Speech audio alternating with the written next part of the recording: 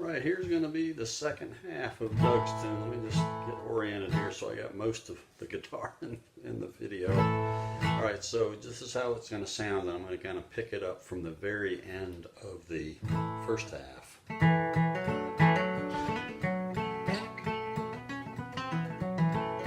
Oops, let's do it again.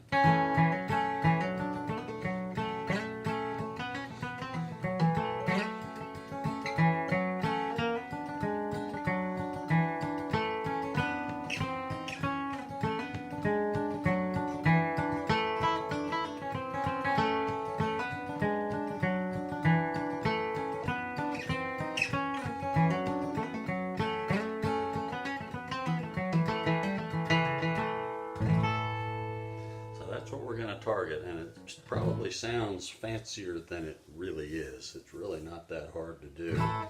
So one of the big things is getting that timing into the B part, because he's got a long one chord that he does in there, and then you walk it to the next note, back to the D chord.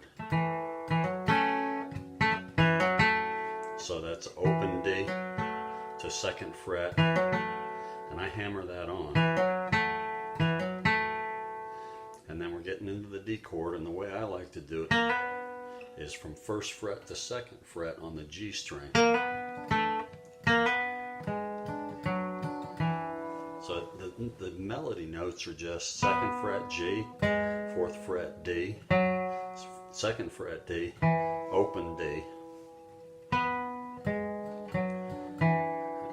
Next phrase is open G, 2nd fret, 3rd fret, 4th fret. So again, the melody.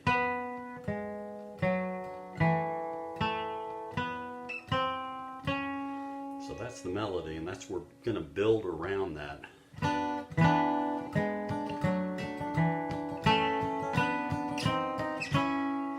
Just by doing really mostly just double stops. And this is where that reach is, because I'm going to hold this position. For right now, I'm going to hold this index finger 1st fret on the delta on the Bravo string, and 2nd fret middle finger on the Golf string. And then I'm leaving that index finger down. It almost looks like a C. And then right back to here.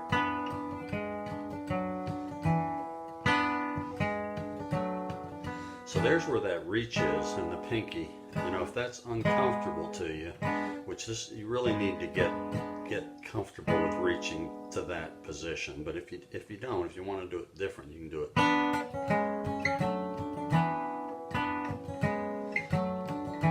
It's a position change, but you can do ring finger on the 4th fret of the Delta string, index finger on the 2nd fret of the Golf.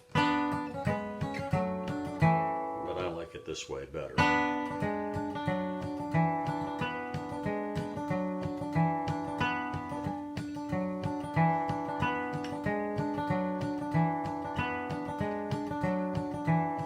It's a little bit too far to reach with your ring. I can reach it, but it's more natural for me to use that pinky.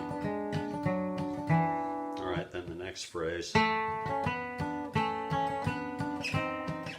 You're on a G chord, so the open G string and the open B string are both safe notes. Alright,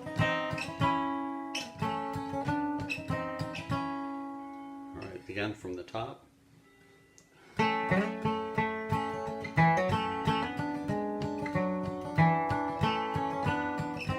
then back. So it does to that point, and then the next riff is open G.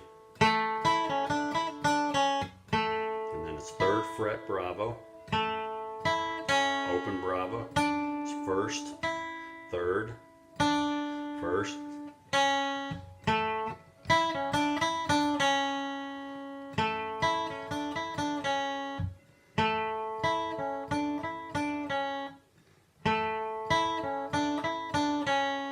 and then this little Doc Watson lick is where I heard it from. That's 3rd fret, 3rd fret Golf, just bounces back and forth between the 3rd fret Golf and the open Bravo. So that whole lick.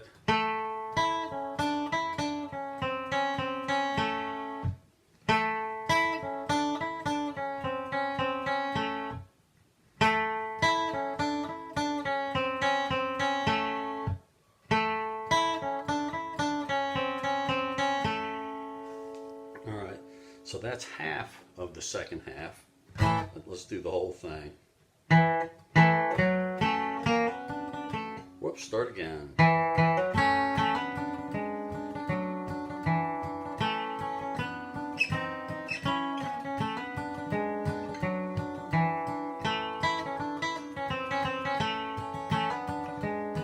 Here it goes.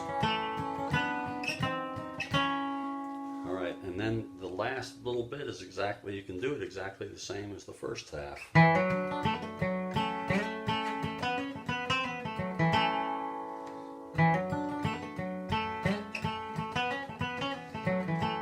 Or you can mix it up a little bit.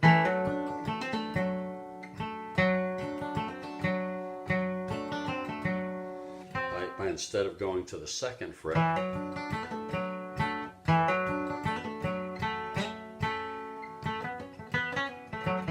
go to the 3rd fret.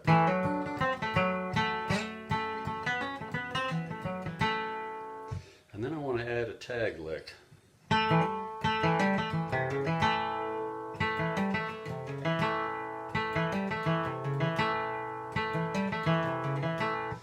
Starts on the open G, and it goes open D to hammer on to 3, back to G, and then back to D. And then the very end of a Lester flat run.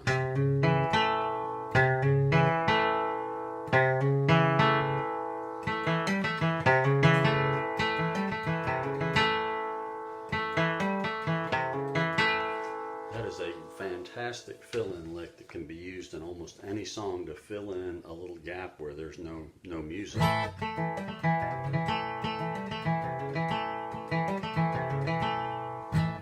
So the whole B part, let's do it slow.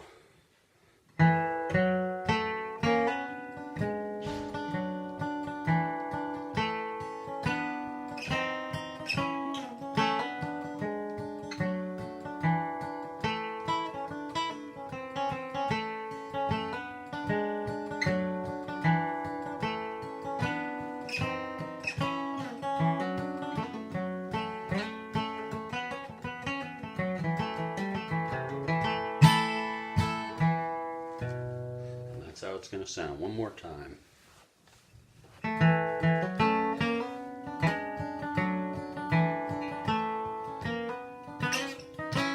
Start this again.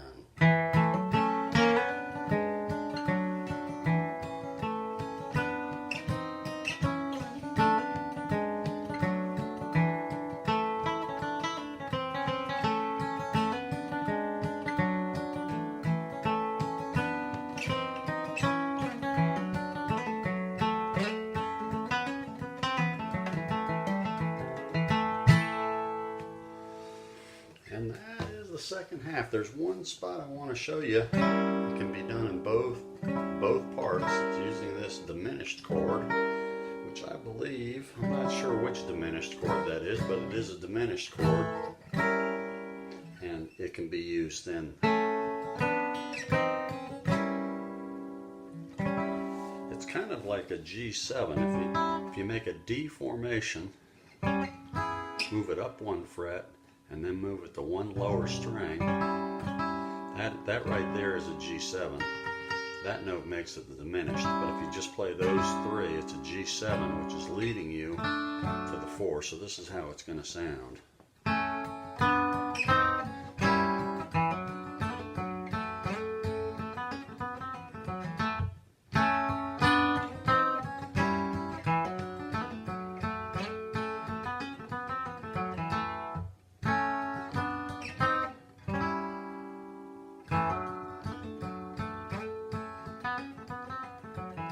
In Western music, that 7, that 1/7, it needs to be resolved, and the place that it gets resolved is to the 4 chord.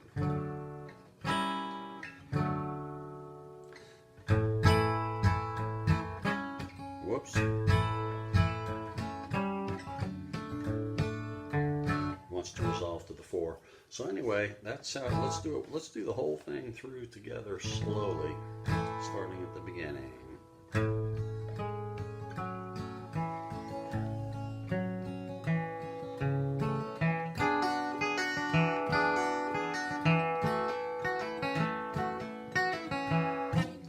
Whoa, boy, sorry about that. Let's start it again.